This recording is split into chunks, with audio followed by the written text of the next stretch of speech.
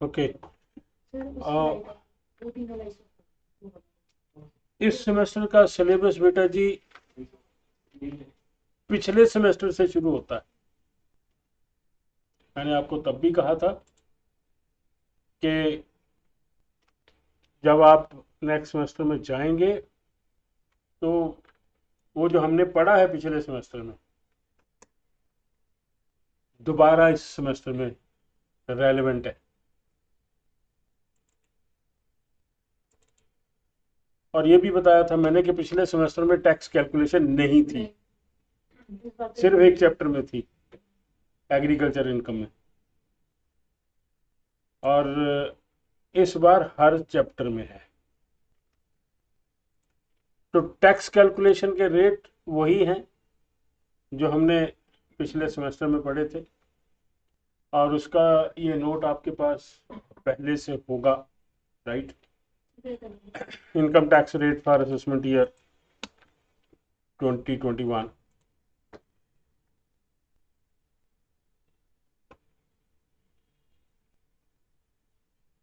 हमारे लिए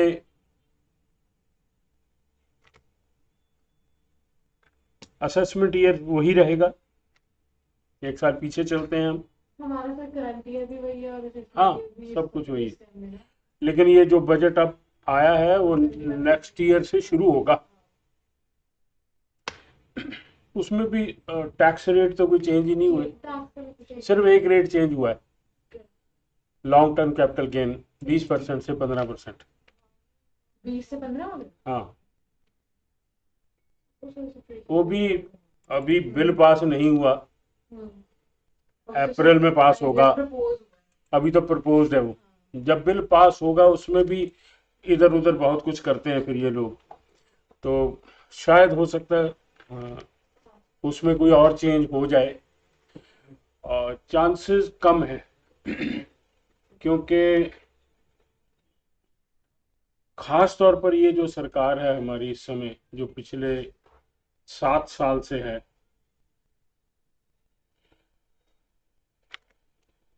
ये कुछ नहीं देना चाहती, किसी को कुछ नहीं देना चाहती। आप अंदाजा लगा लीजिए बेटा जी, 2.5 लाख की स्लैब पिछले 15-20 साल से चल रही है। 2.5 लाख, जिसकी इनकम 5 लाख से 10 रुपए ऊपर हो गई, 2.5 लाख से टैक्स शुरू हो जाएगा। और एटीसी सेविंग 1,50,000 पर पिछले 20 साल से चल रही है, उसको भी नहीं बढ़ा रहे। हालांकि इस बजट में लोगों ने बहुत कोशिश की कि जी करो, कुछ तो करो, कुछ तो करो। हम कोरोना काल में नुकसान हुआ है, लेकिन कोई फर्क नहीं पड़ा, हम वहीं के वहीं हैं। 2024 में इलेक्शन आएगा, 24 में जो बजट पेश होगा जनवरी में, उसमें शायद इनको अगर डर लगा, जैसे अब डर लगा ना, यूपी में डर लगा तो काले कानून वापस ले लिए, ऐसे थोड़ी लिए, यूपी इलेक्शन के लिए लिए। अगर इनको डर लगा कि शायद हमारी नैया डोल रही है, तो शायद 24 का जो जनवरी 24 में बजट आए उसमें शायद चेंज करें। वो भी शायद, अगर इनको लगा कि राम मंदिर का फीता कट के अपना तो कम बन गया, जय श्री राम सारे देश में, फिर तब भी कुछ नहीं मिलेगा। तो ये, और दूसरी बात, बड़ी हैरानी दी है मैनू, बहुत हैरानी है कि साढ़े देश च हो की रहा है। जब इलेक्शन आता है 3-4 महीने प्रोसेस चलता है उसका, पेट्रोल डीजल का रेट 1 पैसा नहीं बढ़ता। जैसे ही इलेक्शन खत्म हुआ इतना प्राइस बढ़ा ना। जैसे ही इलेक्शन खत्म होगा, अब देखना आप 10 मार्च को 10 को आ गया ना गवर्नमेंट। आग लग जाएगी। ये जो पेट्रोल आज जिस रेट पर भी है, ये कम से कम 20 रुपए बढ़ेगा। देख लेना आप, आपके सामने होगा। डीजल भी 20 रुपए बढ़ेगा। और इसका मतलब पता है क्या है पेट्रोल डीजल के बढ़ने का? हर चीज महंगी, हाँ। हर चीज महंगी। और ये देखो, हमारी हिंदुस्तान की जनता को आज तक नहीं समझ आया कि हमारी सरकार हमारे साथ क्या कर रही है।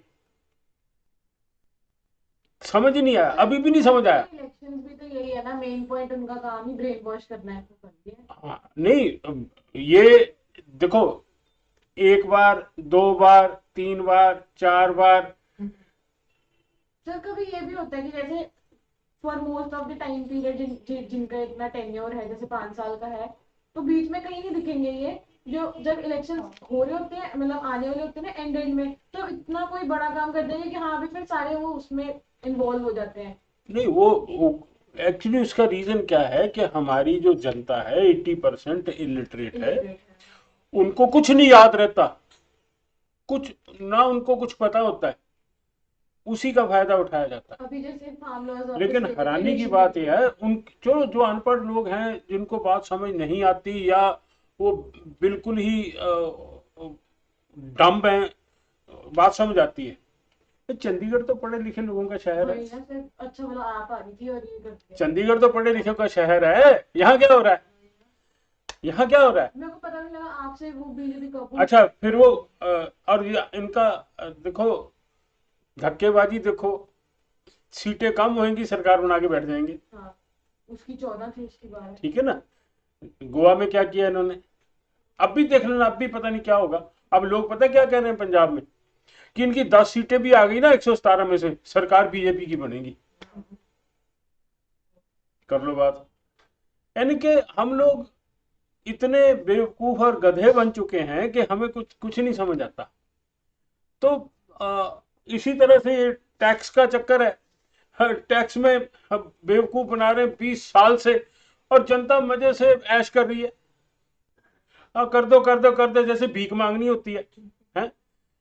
अच्छा, अब और इतनी यानी कि टैक्स रेट में तो हद हो गई कि 2016 में आपने सैलरी रिवाइज कर दी। जब आपकी सैलरी रिवाइज कर दी, 2.5 गुना बढ़ा दी, 2.59, 2.57, 2.59, 2.71, ये लगा के यानी कि आप अंदाजा लगा लो 2.5 गुना बढ़ गई। लेकिन टैक्स रेट 2.5 लाख पर।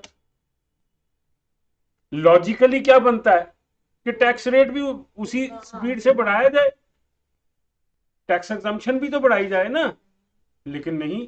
अच्छा, फिर भी लोगों को जागरूकता है ही नहीं, लोग सोए हुए हैं, मेरी समझ से बाहर है। तो ये बेटा जी, रेट्स वही रहेंगे, 2.5 लाख तक नील रहेगा। और सीनियर सिटीजन के लिए 3 लाख तक नील रहेगा। सुपर सीनियर सिटीजन के लिए 5 लाख तक नील रहेगा। और फिर नॉर्मल रेट लागू हो जाएंगे 2.5 लाख से 5 लाख तक 5%, 3 लाख से 5 लाख तक फिर 5% सीनियर सिटीजन के लिए, और 5 लाख से 10 लाख तक फिर 20% हो जाएगा सबके लिए। और फिर 10 लाख से ऊपर तक 30% सबके लिए। सरचार्ज, टैक्स ऑन टैक्स, ये 50 लाख तक नहीं है। 50 लाख से 1 करोड़ तक 10% है। और यहां पर पिछले सेमेस्टर में तो दिक्कत आई नहीं हमें। यहाँ पर सवाल आएंगे आपको टैक्स कैलकुलेशन में, और बच्चे यहीं पर गलती कर जाएंगे, सरचार्ज लगाना भूल जाएंगे। Be careful. 1 करोड़ से 2 करोड़ तक 15% ऑफ टैक्स, 2 करोड़ से 5 करोड़ तक 25% ऑफ टैक्स, एंड 5 करोड़ से ऊपर 37% of tax. In case of shares, maximum rate of surcharge shall be 15%। और जो लोग शेयर ट्रेडिंग में पैसा कमाते हैं, तो कुछ स्पेशल रेट्स हैं।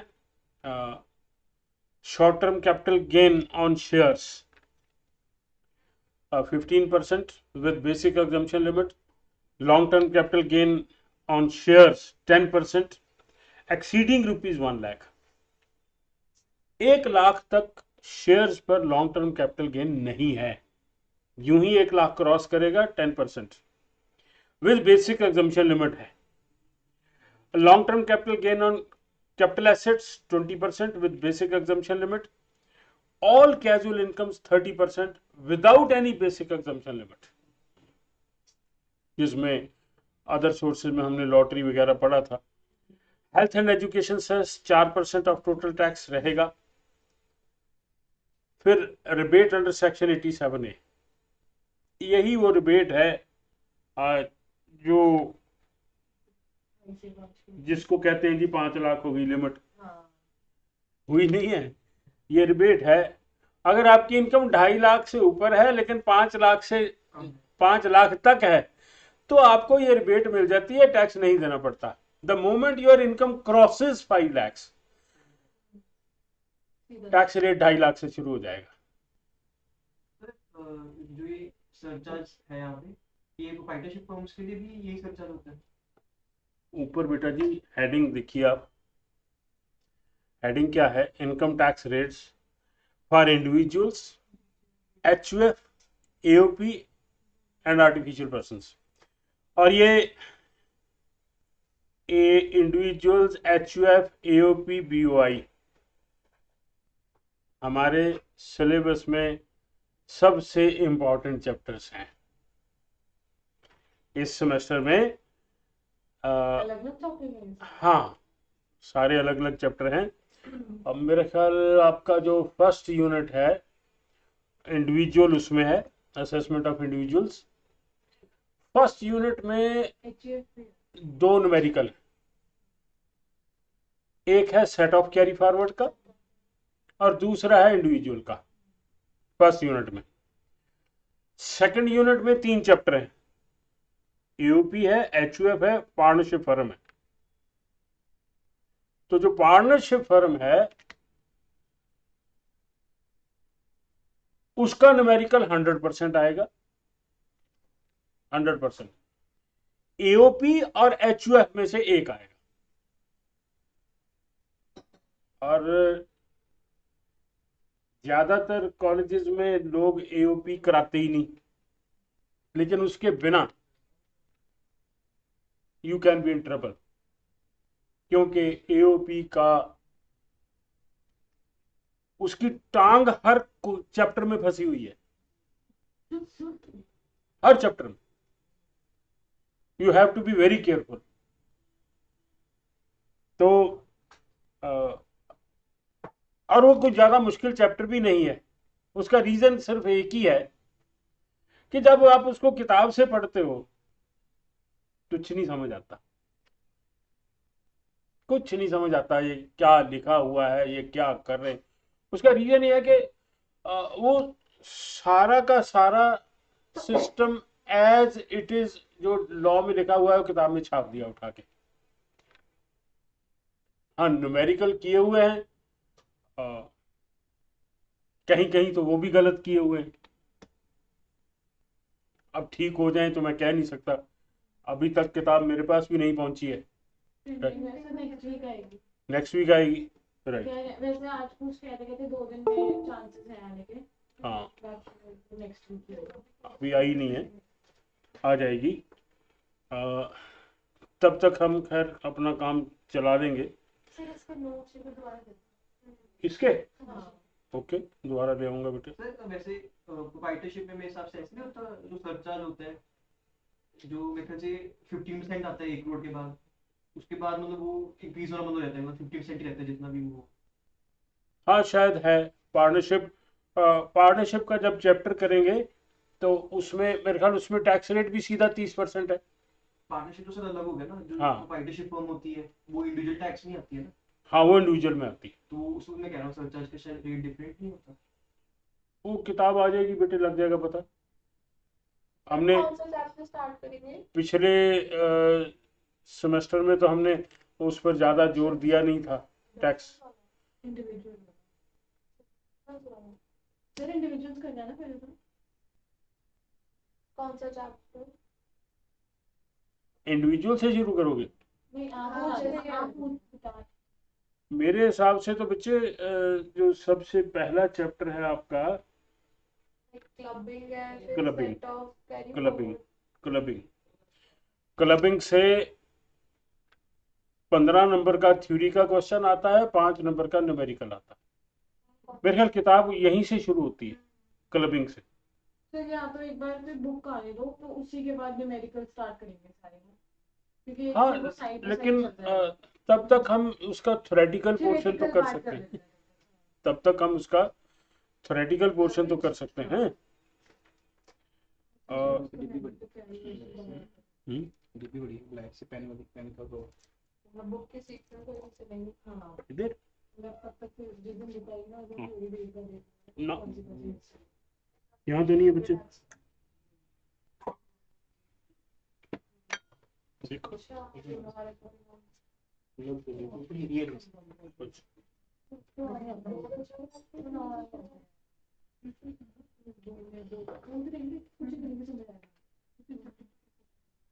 और तो मतलब हम क्लबिंग की थ्योरेटिकल वाइज स्टार्ट करेंगे। हाँ, और आप वैसे तो ये टैक्स कैलकुलेशन हमने पिछले सेमेस्टर में किया हुआ है, और इसके भी मेरे ख्याल 4-5 सवाल तो इसके भी होंगे, लेकिन इसको करने से सिर्फ आपको एक सिस्टम समझ आएगा जो हम हर चैप्टर में करेंगे ही। टैक्स कैलकुलेशन तो हर चैप्टर में करेंगे, ठीक है ना। सर इसमें हमारी टीचर कह रहे थे कि जैसे पिछला जो सेम था ना, सबको लाइक प्रॉपर टिका होना चाहिए दिमाग में, तभी ये होएगा ये बच्चे चीज़। इंडिविजुअल का जो चैप्टर है, असेसमेंट ऑफ इंडिविजुअल्स, वो है ही वही सारा। मतलब सिर्फ इंडिविजुअल वाला चैप्टर है कि बाकी भी सारे ऐसे ही हैं? नहीं, वो तो उसका रीजन ही है ना बच्चे, वो तो सैलरी का पार्ट किसी भी क्वेश्चन में घुस जाएगा, उसमें क्या है। नहीं सर, जैसे हमने जो अभी पिछले सेमेस्टर में किया था वो मोस्टली हमने इंडिविजुअल्स का ही किया था, किसी पार्टनरशिप फर्म या एचयूएफ वगैरह का इतना ज्यादा नहीं किया था हमने फोकस में। नहीं, एचयूएफ पार्टनरशिप तो हमने किया ही नहीं। हाँ वही ना, वो कहाँ focus किया में हमने, तो किया कहीं ही नहीं। आया नहीं ना, तो जो ये हमने जो AOP किया था HUF डिटेल में, सैलरी किया था, हाउस प्रॉपर्टी किया था, बिजनेस प्रोफेशन किया था, कैपिटल गेन किया था, अदर सोर्सेज किया था। ये सारे ये बस five heads इंडिविजुअल्स की के लिए। ये अब इंडिविजुअल का जो चैप्टर है, ये पांचों उसके अंदर है। हाँ तो बस इंडिविजुअल्स का चैप्टर है, ओके ठीक। हाँ ये है थोड़ा सा गलती। हाँ, पांचों उसके अंदर है। ठीक है, अब क्या होगा, या ऐसे समझो कि वो पूरी बुक एक अलग अलग चैप्टर, अलग अलग वो हेड तो था। सर एक क्वेश्चन भी तो आया ही था ना हमें, एक उसका किस? जहाँ पे सारे हेड्स की टोटल कैलकुलेशन हमें करनी थी, टोटल इनकम बतानी पड़ी थी, वो आया था पेपर में एक क्वेश्चन हमें, टोटल इनकम वाला, सारे हेड्स की, लेकिन उसमें सैलरी नहीं था, सिर्फ बिजनेस प्रोफेशन से शुरू होना था, हाउस प्रॉपर्टी से शुरू होना था, सॉरी आया था एक क्वेश्चन सर हमें यहाँ पे, उसमें salary लेकिन का- अब जो आएगा उसमें पांचों होंगे। टोटल निकालनी ना, टैक्स भी देना है। अब पांचों होंगे। सर सैलरी का तो हमारा क्वेश्चन ठीक हो गया, अभी आगे कराना सर पेपर आपने क्या था? इसका कराना सर अभी आपने? मेन दिक्कत अभी क्या है, जो आपका पेपर हुआ है, मेन दिक्कत यह है, कोई किसी से डिस्कस नहीं करता। आपका ही टीचर जो आपको दे दे वो दे दे, नहीं सर हम आपसे करें हम आपसे करें ठीक है ना। तो देखो, बात यह है कि जब तक आपको कुछ आता नहीं होगा, लाइफ में आगे तुम्हारे लिए कुछ नहीं है फिर। अभी एक एग्जांपल दे रहा हूं आपको मैं। ये यूक्रेन में जिस लड़के की डेथ हुई है, ही गॉट 97% इन +2, बट उसको इंडिया में कहीं एडमिशन नहीं मिला था। अंदाजा लगा लीजिए 97% वाले को एडमिशन क्यों नहीं मिला था। रीजन ये है कि ऑनलाइन पेपर दे के नंबर लेने का कोई मीनिंग नहीं है, इट हैज नो मीनिंग। जब आप कंपटीशन में जाओगे तो तुम्हारे ये नंबर किसी काम नहीं आएंगे। वहां क्या काम आएगा? जो तुमने पढ़ा है। अगर 97% मार्क्स लेके भी आप लो लास्ट भी नहीं आते, कहां तो आप 97 लेके आप फर्स्ट में आते हो, और कहां आप इंडिया में 3000 सीटें हैं और आपकी 3000वीं सीट भी नहीं आती। What does it mean? क्या मैन है इसका? इसका मीनिंग यही है कि आपने पढ़ा थोड़ी है। फिर आपने तो ऑनलाइन नंबर ही लिए हैं, जैसे सारे लोग ले रहे हैं। अब जब आप किसी कंपटीशन में बैठोगे, आपको अगर कुछ नहीं आता, जीरो है आप, चाहे आपके पास 90% नंबर हो, किस काम के हैं बताइए मेरे को? किसी काम के नहीं है। और तो और, जब आप बीकॉम करने के बाद you are a graduate now. देखो, ग्रेजुएशन एक बहुत बड़ा लेवल समझा जाता था किसी टाइम पर। ही इज ए ग्रेजुएट, तो पीएचडी भी नहीं ठीक है ना? ये समझा जाता है कि ये बंदा बहुत पढ़ा लिखा है। और आज पीएचडी वाले भी सर पीएम की नौकरी के लिए अप्लाई कर रहे हैं। बच्चों, ये तो खैर लाइन ही खत्म होगी ना बेटे। एजुकेशन लाइन तो इन लोगों ने बिल्कुल ही डिस्ट्रॉय कर दी है। अब यानी कि जिसने ये सोच लिया कि मैं प्रोफेसर बनूंगा, वो तो मारा गया। उसने 35 साल तक पढ़ता ही रह गया, पीएचडी करता ही रह गया, और जब जॉब ढूंढने निकला तो जॉब तो है ही नहीं। फिर क्या करोगे आप? क्या करोगे आप? और और अगर खुदा ना खास्ता कभी निकली भी, मान लो निकल आई, यूपीएससी वाले निकाल दें किसी स्टेट की 5, 10, 20 पोस्टें, पता क्या होगा? 10,000 बंदा पीएचडी पहुंच जाएगा वहां। एक छोटी इतना कंपटीशन है सर, एक चीज के इतने लोग भाग रहे हैं ना। हाँ, फिर इसीलिए कह रहा हूं कि अब आपको फोकस किस बात पर करना है कि जब आप कहीं जाएं तो वो ढूंढेंगे कि इनमें से वो कौन है जिसको कुछ आता है। अब ये हालत हो जानी है, क्योंकि नंबर तो सबके पास होंगे। तेरे कितने? 92%। तेरे कितने? 95%। नंबर सबके ये होंगे, लेकिन वो ढूंढेंगे कि इनमें से वो कौन है जिसको कुछ आता है। It is going to happen now. देखो, जब हम लोग पास आउट हुए थे, आई पास आउट इन 1976। जिसके पास पंजाब यूनिवर्सिटी बिजनेस स्कूल की फर्स्ट डिवीजन की डिग्री होती थी, लोग हमारी इंटरव्यू लेने से भी डरते थे कि इसकी इंटरव्यू क्या लेनी है, ये तो यूबीएस से फर्स्ट क्लास है। ज्यादातर लोग हमें ज्यादा चीजें पूछते ही नहीं थे, उनको पता था इसको सब कुछ आता है।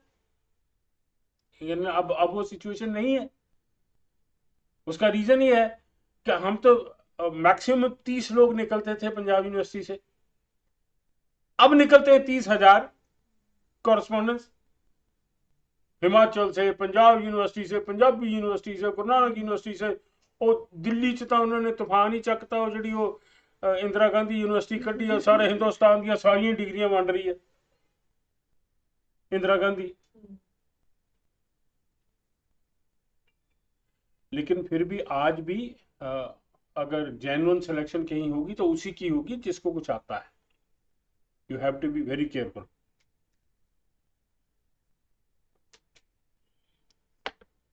ओके, तो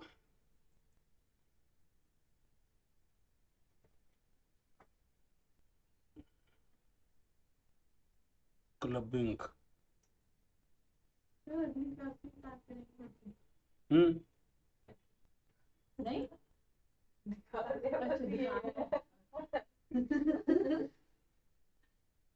नेक्स्ट क्लास में आपको इसके नोट्स भी दे दूंगा मैं।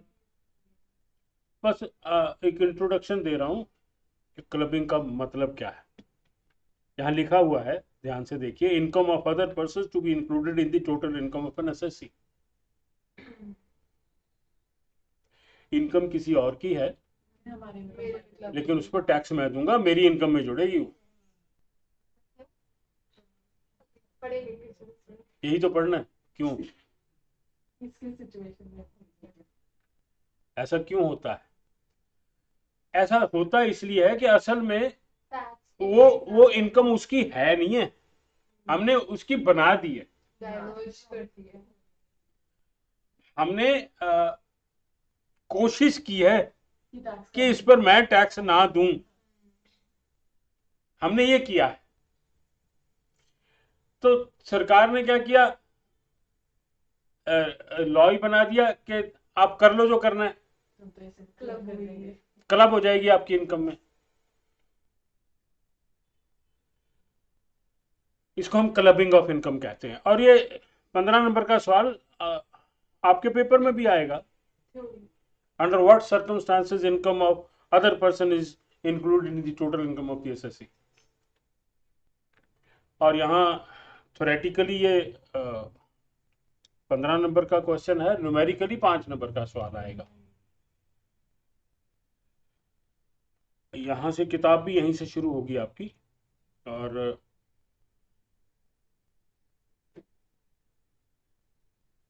कहीं कहीं आपको, क्योंकि बहुत से लोग हैं जिनको कन्फ्लिक्टिंग स्ट्रक्चर नजर आएगा। इसमें हाँ, जैसे मैं आपको बता दूं कि हमने पिछले ही सेमेस्टर में एक चैप्टर पढ़ा था, इनकम फ्रॉम अदर सोर्सेस।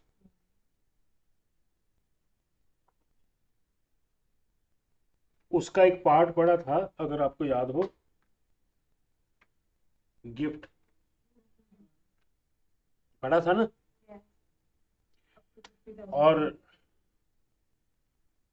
जब मैं कहता हूं gift to a relative, no limit, no limit है, ठीक है।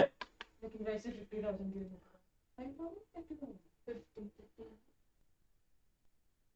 वैसे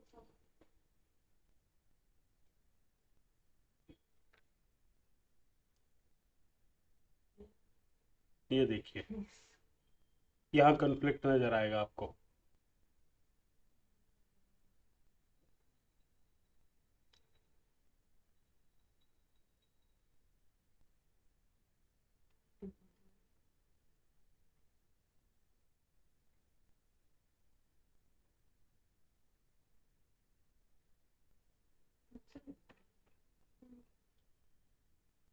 क्योंकि मेरे एक दोस्त हैं,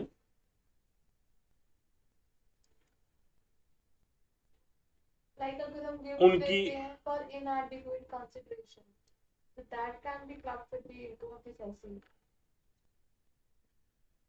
income from an asset other than house property transfer to spouse, husband wife को या वाइफ हस्बैंड को, विदाउट एडिक्वेट कंसिडरेशन। ये एडिक्वेट कौन असेस करता है फिर से? वो तो बच्चे मार्केट प्राइस है, हाँ, सीधी सी बात है। तो वहां हमने प्रोविजन पढ़ी कि आप अपने रिलेटिव को कोई भी अमाउंट ट्रांसफर कर सकते हैं विदाउट एनी लिमिट, चाहे वो कैश हो चाहे वो एसेट हो। अभी भी प्रैक्टिकली आप प्रॉपर्टी के केस में, मैं अगर घर मेरे नाम है, मैं अपनी वाइफ के नाम कराना चाहूँ, अपने बच्चों के नाम कराना चाहूँ, कोई कंसिडरेशन की जरूरत नहीं है। Without consideration I can transfer my property to my wife और टू माई चिल्ड्रन। और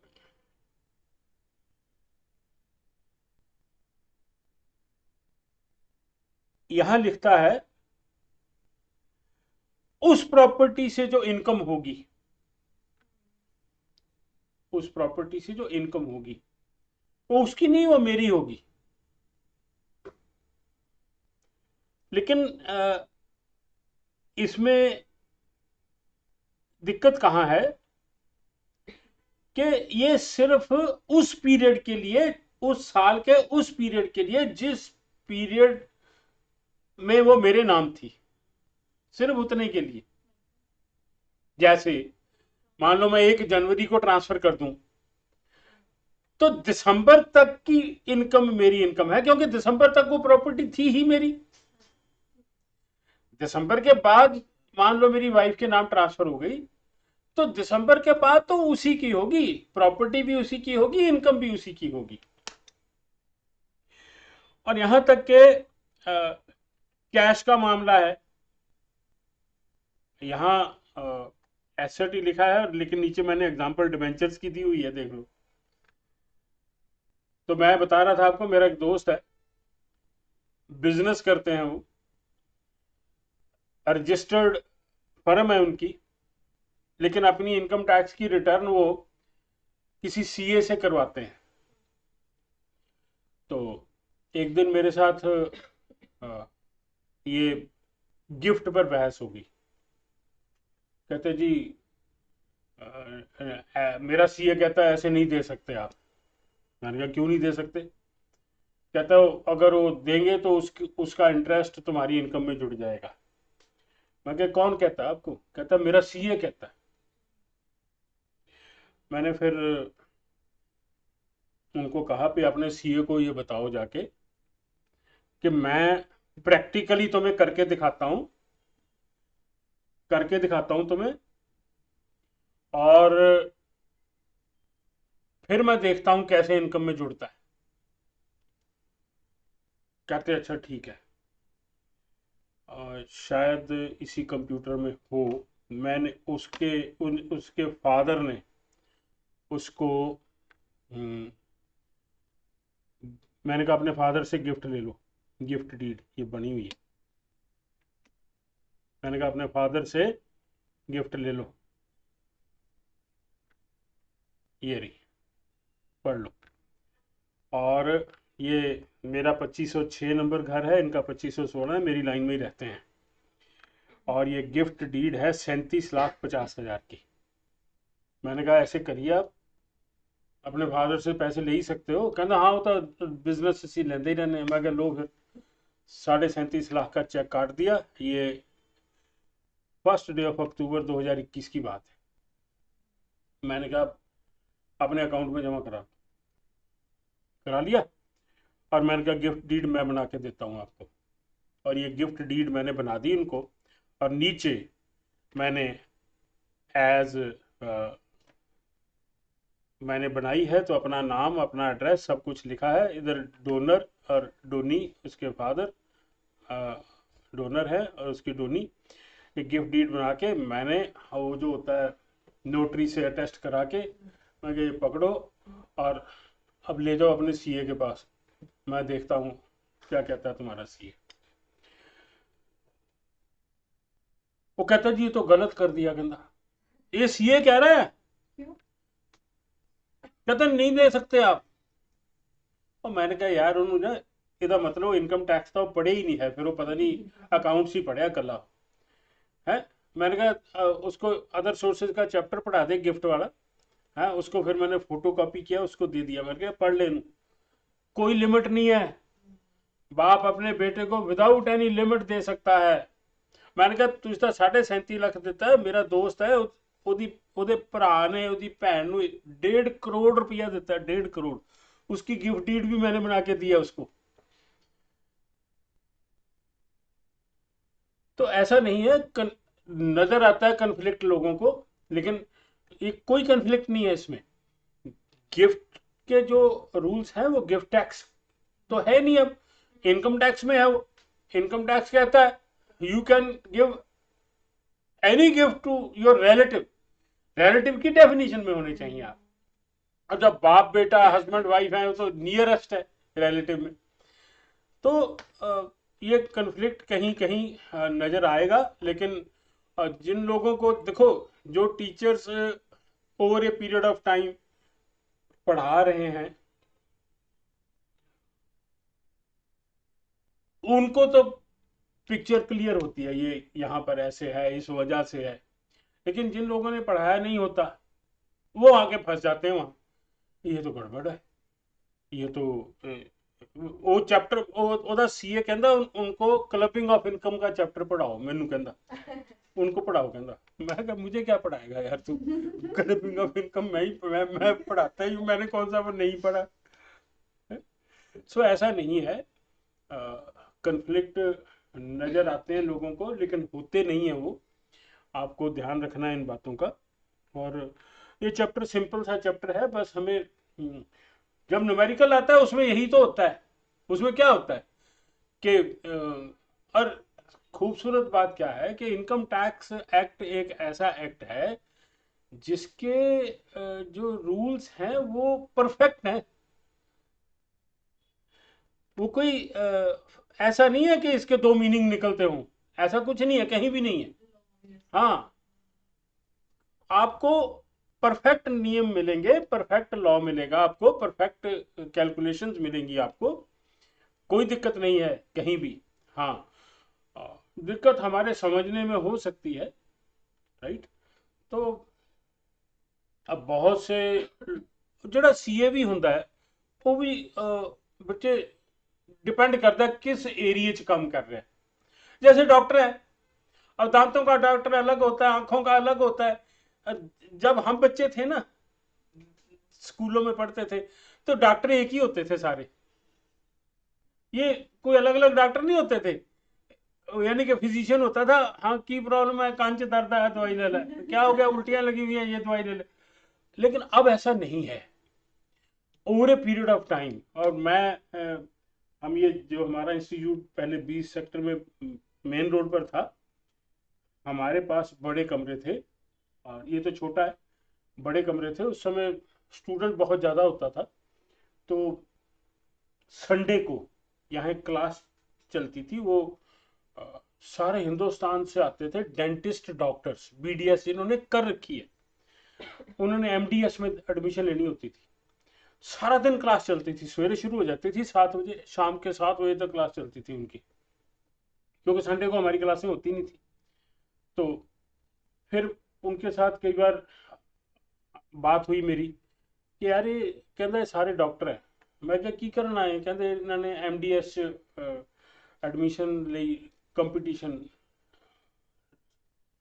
तो मैंने कहा फिर ये ऐसा क्यों होता है कि 2 घंटे की क्लास के बाद कुछ बच्चे निकल जाते हैं, कुछ आ जाते हैं, ये क्या चक्कर है। कहना आपको हैरानी होगी कि एमडीएस 9 तरह की है,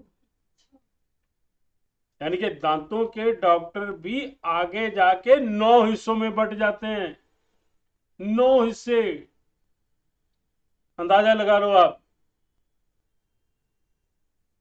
यानी कि अब वो जमाना नहीं है, अब हर चीज पर स्पेशलाइजेशन है, हर चीज पर स्पेशलाइजेशन।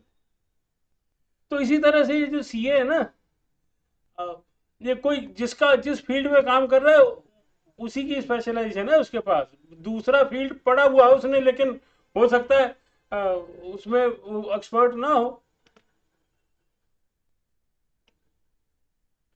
ओके, तो ये रेट्स वैसे आपकी किताब में छपे ही होंगे फर्स्ट पेज पर, राइट।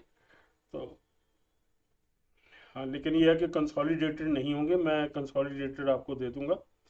और फिर हम क्लबिंग ऑफ इनकम पर, क्योंकि जब तक किताब नहीं आती हमारे पास और कोई रास्ता नहीं है, तब तक हम जो थ्योरेटिकल पार्ट है उसको कंप्लीट कर लेंगे, जब किताब आएगी तो फिर सॉल्व करने शुरू कर देंगे, राइट।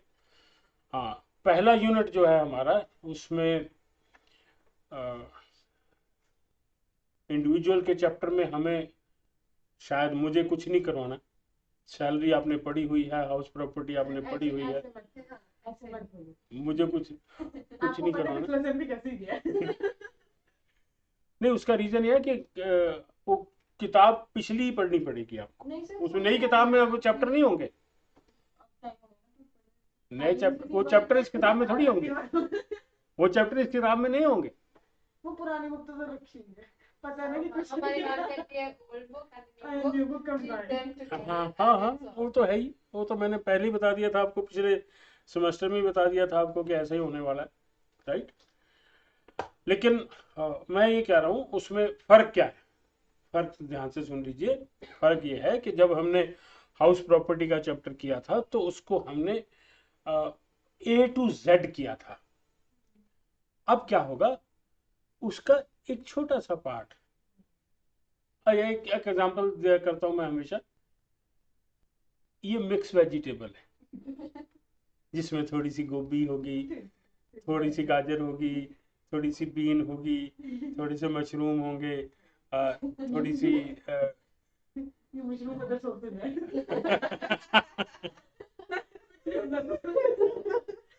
तो ये मिक्स वेजिटेबल है। बस इसमें एडवांटेज क्या है कि वो जो छोटे छोटे पार्ट होंगे उसमें मोटे तौर पर, यानी कि कोई जैसे अब हमने बिजनेस प्रोफेशन का चैप्टर किया तो वो तो फुल क्वेश्चन है, तो यहाँ तो उसका एक छोटा सा पार्ट एब्स्ट्रैक्ट।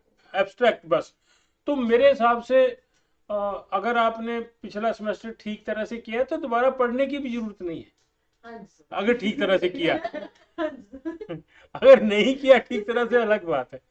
तो सैलरी का भी को फुल क्वेश्चन थोड़ी उसमें घुसा देगा वो, हाँ दो तीन पार्ट छोटा छोटा सा, क्योंकि अल्टीमेटली उसको क्वेश्चन की लेंथ, टाइम और सारी चीजें मैनेज भी तो करनी है ना। एग्जामिनेशन तो वही 3 घंटे का रहेगा। अब ये बताओ मुझे कि ऑनलाइन होगा कि ऑफलाइन होगा? Offline. Because Because the this offline started with offline classes, everything is offline, so exams seem to कुछ नहीं पता, तब नया कोरोना आ रही थी तो क्या। But फिर लेकिन- होता है ना कि like last time तो blended mode start हुआ सुनो था। ध्यान से, नहीं सर, इम्पोर्टेंट क्या है, 6 सेमेस्टर ऑफलाइन हो रही। ऑनलाइन हो नहीं सकता। नहीं सर, पता है क्या, जब मेनली कोरोना स्टार्ट हुआ था ना तो जो बैच चल रहा था ना वो उसका है सेकंड सेमेस्टर, मतलब इवन सेमेस्टर चल रहा था, वो उनके भी ऑनलाइन लिए थे इन्होंने, उनके लिए थे ऑनलाइन 6 सेमेस्टर वालों के, जिसमें हमें ऐसे ही पास कर दिया। सुनो, वो पता क्यों लिए थे, वो इसलिए लिए थे कि उन्होंने पहले 4-5 सेमेस्टर उन्होंने ऑफलाइन एग्जाम दिया हुआ था, अब तो जो मर्जी कोरोना हो। लेकिन आपका एग्जाम ऑनलाइन नहीं होगा, ये मैं आपको बता रहा हूँ। चाहे सारी यूनिवर्सिटी का एग्जाम ऑनलाइन हो जाए, आपका नहीं होगा। आपने पिछली बार कहा था कि ऑनलाइन लेंगे, ऑनलाइन ही हुआ। हाँ हुआ, उसमें रीजन था ना बच्चे, कोई चाहता ही नहीं, ना यूनिवर्सिटी चाहती है, ना टीचर चाहते हैं, ना स्टूडेंट चाहते, और स्टूडेंट तो धरने दे रहे, पीयू के बच्चे धरने पे बैठे, हम ऑफलाइन एग्जाम नहीं देंगे, हम तो ऑनलाइन ही देंगे। क्लासेस हमारी ऑनलाइन है। हाँ, क्योंकि अब तो day 1 से Day offline 1 से start हुआ। offline हमारे कॉलेज में दो मतलब इनके ब्लेंड हाँ। हम्म हमारे कॉलेज में blended mode चल रहा नहीं, मोड तो ब्लेंडेड ही रहेगा, मोड तो यही रहेगा है। उससे। मेरी कॉलेज में नहीं, completely नहीं हाँ, सर, हमारा हमारा तो फुल्ली ऑफलाइन है, हमारा blended mode चल रहा है। हमारा फुल्ली ऑफलाइन हफ्ता हो गया। More than नहीं है, हमारा तो लागू। चलो। वही पर इनका एक बात सुन लो, 23। ये जो कोरोना है ना, ये 3rd वेव गई है, ये अभी 4th वेव लेके आ जाएंगे, इनका क्या है? ऑनलाइन में टीचरों को आलस आ गया है। मैंने एक हफ्ते में 2 टीचरों से मिला हूं अभी तक, बस एक हफ्ता मैं लगातार गया हूं कॉलेज, पूरा दिन बैठा तो टीचर ही नहीं आती क्लास में। आज भी सर मैं जब दूसरे सेक्शन की क्लास लग गया, मेरे सेक्शन में तो आती नहीं टीचर। दुख हो रहा है कि टीचर ही नहीं आती इसके ऊपर। अब तो क्लास में कैसे मिस करी, टीचर ही नहीं और यार तुम लोग तो फिर भी मेच्योर्ड हो। ये जो बच्चे थे ना जो पहली दूसरी तीसरी क्लासों में पढ़ते थे, उनके लिए एक मुसीबत आने वाली है। ਬੱਚੇ तो पहले ही नहीं स्कूल जाते सी, ਉਹਨਾਂ ਨੂੰ ਸਕੂਲ ਭੇਜਣਾ ਹੀ ਮੁਸੀਬਤ ਹੋ ਜਾਣੀ ਹੈ। ਹਾਂ, ਉਹਨਾਂ ਨੇ ਕਹਿਣਾ ਅਸੀਂ ਨਹੀਂ ਜਾਂਦੇ। वो तो लगता है कि कोरोना पापा एक मार चले गए। देखो बाकी सब कुछ ठीक हो जाएगा, देख लेना आप, हर बिजनेस ठीक हो जाएगा अल्टीमेटली, सत्यानाश सिर्फ एजुकेशन का होगा, देख लेना आप। सर ये भी तब तक ऐसे बीजेपी है। नहीं, नहीं आदत education देखो, का issue है। बीजेपी ने सबको सब कुछ सिखा दिया, सबको सब कुछ सिखा दिया। अब सब उसी की लाइन पर, उन्होंने लगता है ये हवा बना के कर सकते हैं, हम भी बना लेते हैं, ये कर सकते हैं तो हम भी कर सकते हैं, सबको आ गया। तो ये तो अब ऐसे ही चलेगा। अच्छा, ये जो हैरानी की गल है हिंदुस्तान च, कसम खाई, कसम खाई, देश नहीं बिकने दूंगा, कसम मुझे धरती की, देश नहीं बिकने दूंगा, चाय बेची है देश नहीं बेचा है, और सारा देश बेचता। कुछ छोड़ा बता दो मेरे को। अब बारी पता है किसकी है? एजुकेशन की। ये जितने गवर्नमेंट कॉलेजेस हैं सब बिकेंगे, ये कुछ नहीं छोड़ने वाले, देख लेना आप, सब कुछ बेच देंगे। डाली को कंपोजिशन मिला ना 7,000 करोड़ का। बच्चे आप खबरें पढ़ते ही नहीं, इसका मतलब लाखों करोड़ रुपए के लोन उनके राइट ऑफ कर दिए, लाखों करोड़ों के।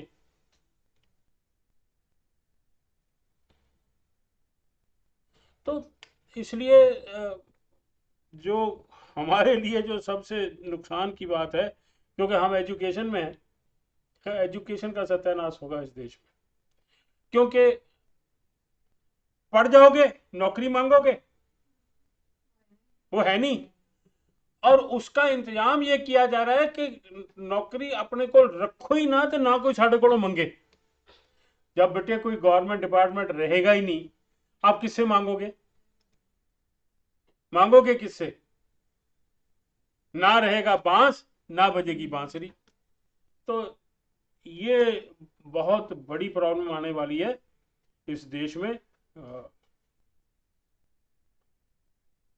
चलो खैर, इतना बड़िया लंबियां चौड़ियां गल्लां बेटे, हम छब्बीस साल की दुनिया खत्म नेक्स्ट क्लास में हम शुरू